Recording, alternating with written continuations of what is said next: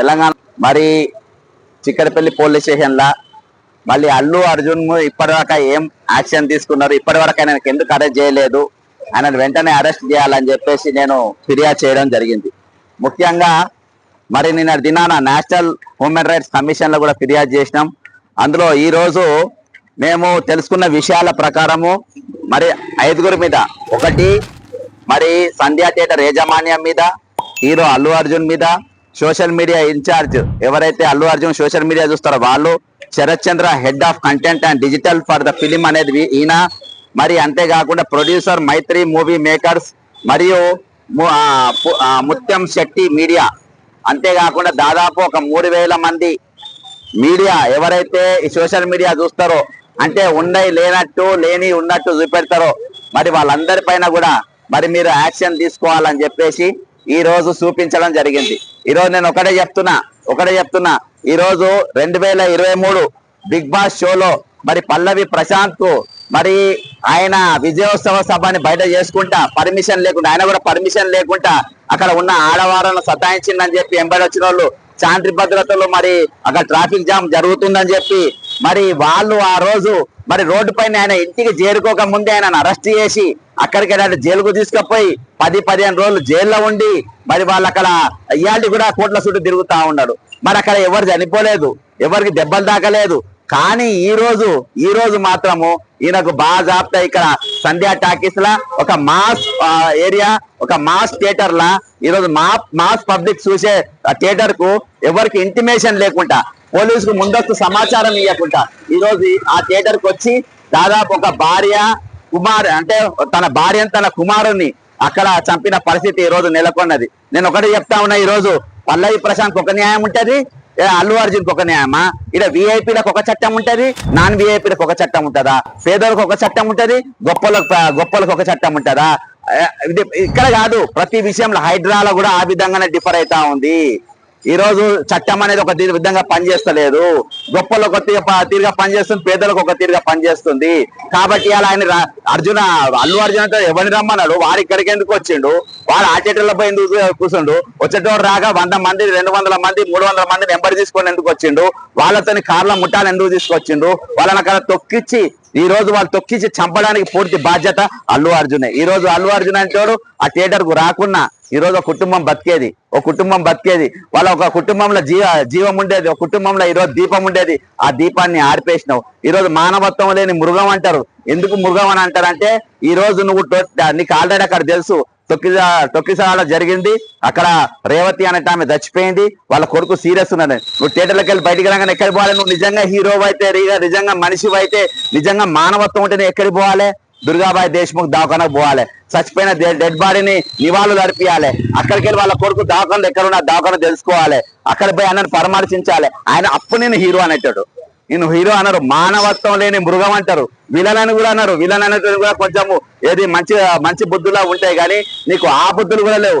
ఈ రోజు పూర్తి ఒక కుటుంబాన్ని నాశనం చేసినారు. ఈ రోజు పల్లవి ప్రశాంత్ అంటోడు వల్ల ఏ కుటుంబం కూడా ఇబ్బంది పడలే, అయినా కానీ ఆయన ఇయాటి కూడా కోట్ల తిరుగుతుండు. అల్లు అర్జున్ అంటోడు కుటుంబం నాశనం అయిపోయింది. ఒక 39 సంవత్సరాలు గల ఒక మహిళ చచ్చిపోయింది, వాళ్ళ కొడుకు ఈ రోజు సీరియస్ గా ఉన్న పరిస్థితి ఉన్నది. మరి నువ్వు కనీసం ఆ కుటుంబాన్ని పరామర్శించలేని మనిషి ఎట్లయితావు నువ్వు? ఈ రోజు ఇంకొకటి చెప్తా, ఓ రోజు ఈ రోజు దాదాపు ఒక నెల రోజుల పాటికెళ్ళి హైదరాబాద్ లో 144 సెక్షన్ నడుస్తుంది. 144 సెక్షన్ ఉన్నప్పుడు మరి ఇక్కడ ఇదే అశోక్ నగర్ చౌరస్తాల 29 జీవో గురించి ఉద్యమం చేస్తా ఉంటే మీరు ఎవరు మాట్లాడద్దు, మీరు ఎవరు పోరాటం చేయొద్దు అని చెప్పేసి 144 సెక్షన్ పెట్టావు. మరి 144 సెక్షన్ పెట్టిన నీవు మరి థియేటర్ కు ఎందుకు అనుమతి ఇచ్చినావు?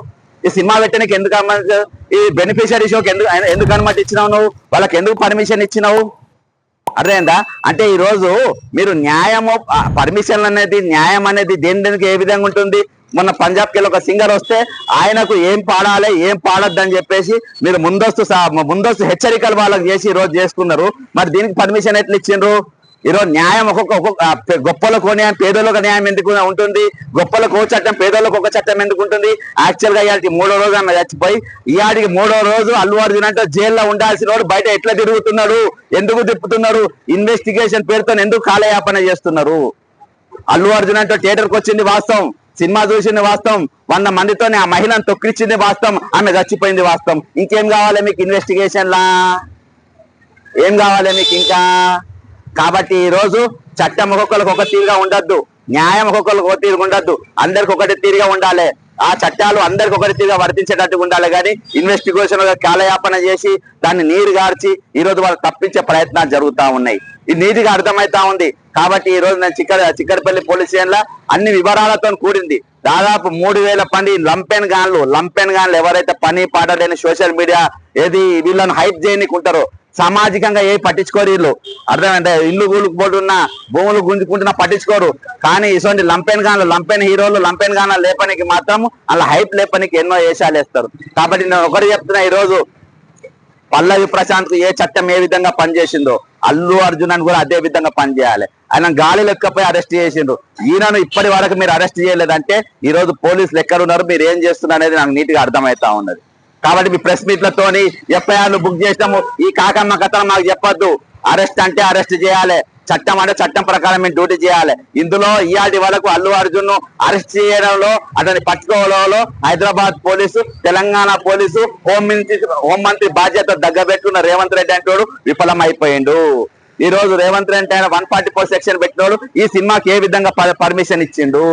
పర్మిషన్ ఇచ్చినోడు కూడా సేమ్ అదే విధమైన ఈ రోజు ముద్దాయిగా పేర్కొనబడతాడు.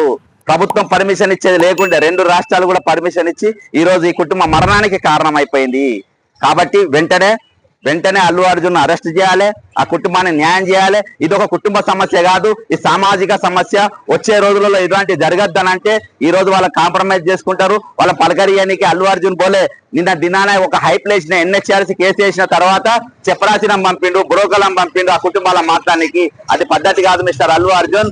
ఈ రోజు తెలంగాణలో ఆయన సినిమాలను బ్యాన్ చేయాలి, ఈయనను బ్యాన్ చేయాలి. ఈ రోజు వెంటనే చట్టం తన డ్యూటీ తాను చేయాలని చెప్పేసి కోరుకుంటూ మరి ఈ రోజు వెంటనే అల్లు అర్జున్ అరెస్ట్ చేయాలి. అంతేకాకుండా వాళ్ళ పైన చర్యలు తీసుకోవాలని కోరుకుంటూ సెలవు తీసుకుంటున్నా. అందరికీ ఒకటే చట్టం ఉండాలి, అందరికీ ఒకటే న్యాయం ఉండాలి. అది పేదోళ్ళకైనా గొప్పలకైనా. జై హింద్, జై తెలంగాణ, అమర్ బిల్లకు జోహార్. 600 రూపాయలు పెట్టి వారు సాగు కొనుక్కొచ్చుకున్నట్టే కదా ఒక కుటుంబం.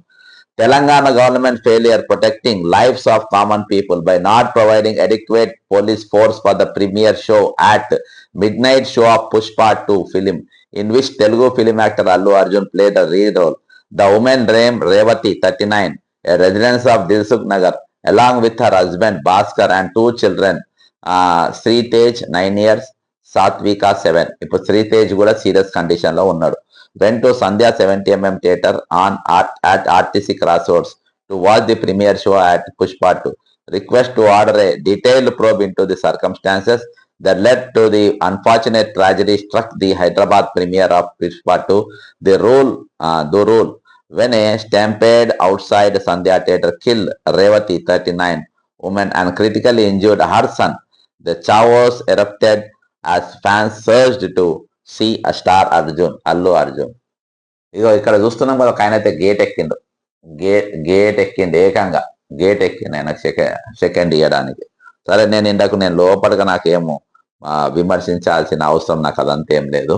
ఇలా నా ప్రథమ డిమాండ్ ఏంటంటే ఇందులో నేను ఏది డైరెక్షన్, పోలీసుల డైరెక్షన్ ఇవ్వాల్సిన 2. The state government which A steep hike of the film tickets has utterly failed to provide adequate police protection and prevent the chaos during to the premiere show at midnight show Pushpa 2. There is causing death of one innocent. Therefore, the state should arrest Mr. Allu Arjun for causing the stampede by his unwarranted